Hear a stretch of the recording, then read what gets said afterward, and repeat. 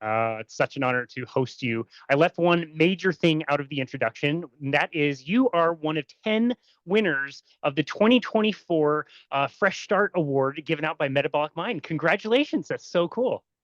Thank you so much. Yeah, it was an absolute privilege and also something I had really never experienced in my past. Like I've had clients come to me working in the public system, thank me for, the work I've done with them, but to be actually publicly acknowledged and recognized on that level, I had never experienced that before. That's amazing. That's so cool. I'm so grateful for Hmm. the Bazooki family and that organization, Metabolic Mind, for all the amazing work that they do, for all the money that they have in there. Selfishly, I have to say, I'm really happy that they gave 10 of these out, which was $10,000 to each one of you. But I got to go onto the website and see now 10 new people. Well, nine new people. One is my friend Robin, but nine new people that I get to reach out to and hopefully host on the show. They basically took care of about a month's worth of content for me in one fell swoop. So I definitely appreciate them for that.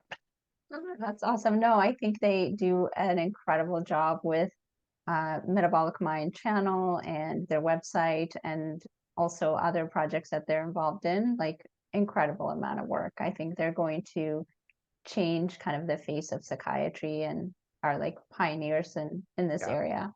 Yeah. I couldn't agree more. I think it's already been very fruitful and will continue to be so. And this movement seems to be gaining so much momentum. And so, yeah, I'm really grateful for their work. Maybe they'll be grateful that I'm having all of you on, so I can actually see what you're using the $10,000 for. Like if you all of a sudden show up with like a new wardrobe, or you're traveling to Monaco a little bit more frequently, like we'll know something's up. uh, That's awesome. Yeah. Yeah, yeah, I've got my eyes on you guys. So every morning I play a few different games on my phone. I play Wordle every day. I play Connections every day, and I also play a game called Worldle. And it basically shows you an outline of a country. And I've been playing it for so many years, I'm getting like quite good at it. And today, of all days, Ethiopia was the country, and I nailed it on my second guess, which is really great.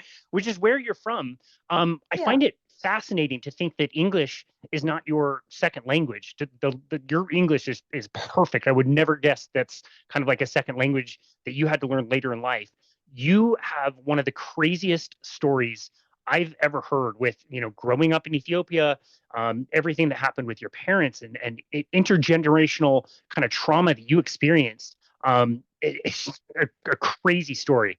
I hope you'll be willing to share some of that story today. I know it can be very difficult and it puts you in a very vulnerable spot, but your story is incredible. I'm really glad that you've decided to kind of get out a little bit more and tell that story. But can you tell us kind of your own story of what I would consider in some ways like survival, like getting out of a very difficult, kind of situation where you were born? Sure. So um, I left Ethiopia when I was about 10 years old, 9, 10, and then I immigrated to Canada um, in 1993.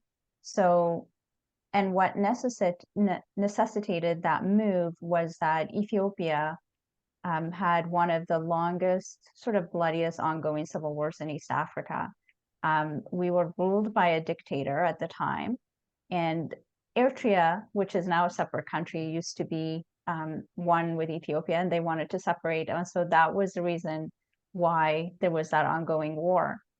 But the year I was born, it was in 1980, there was a huge famine in Ethiopia, and that was televised throughout the world. There was like fundraising.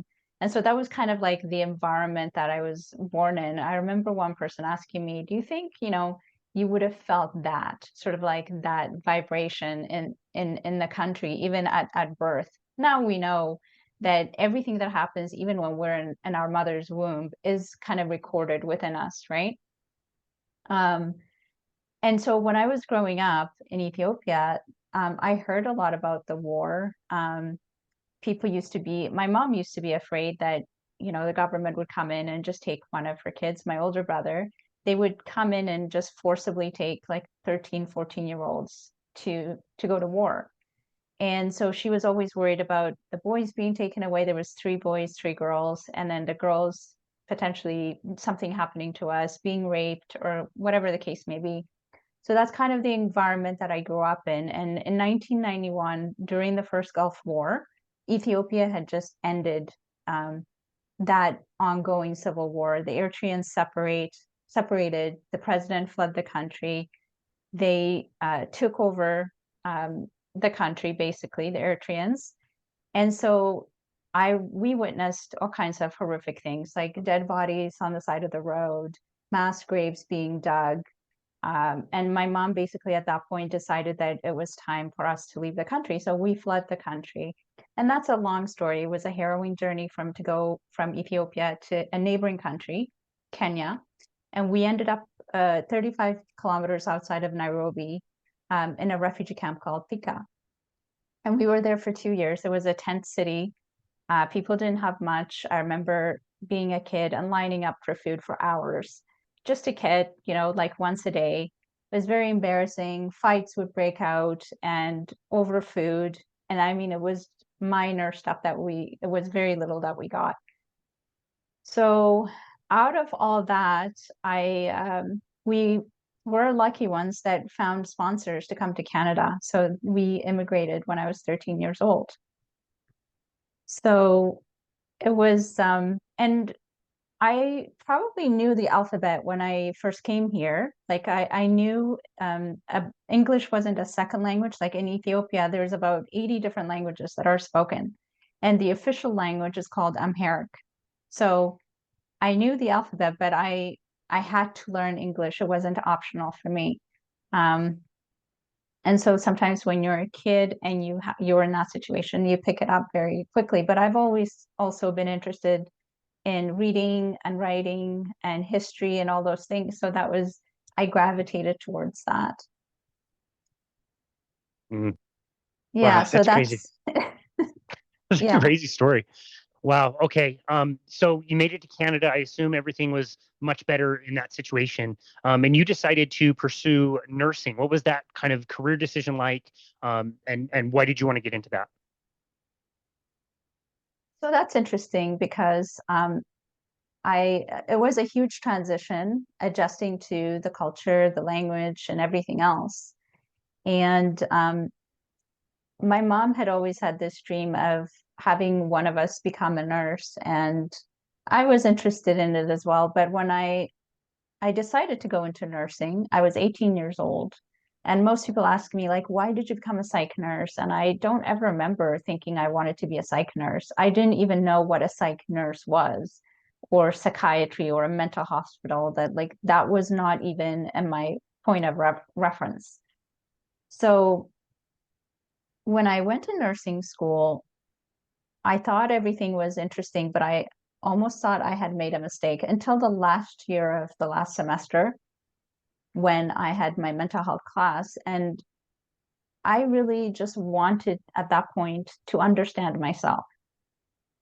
So it was more like there was years of unaddressed, like significant history of trauma, not just, in Ethiopia, but in a refugee camp, or even coming to a new country and adjusting to all of it. And I think one thing I also mentioned is that when I was 16 years old, I left home. I didn't know anybody in the country, but there was domestic violence happening in our home. And I just decided, so I spent my last few years of high school in a group home, and I graduated with honors, a full scholarship. But I was a kid who was just containing everything. And my self-esteem was non-existent at that point. Everybody thought, I was the teacher's pet, good kid, had everything going for her.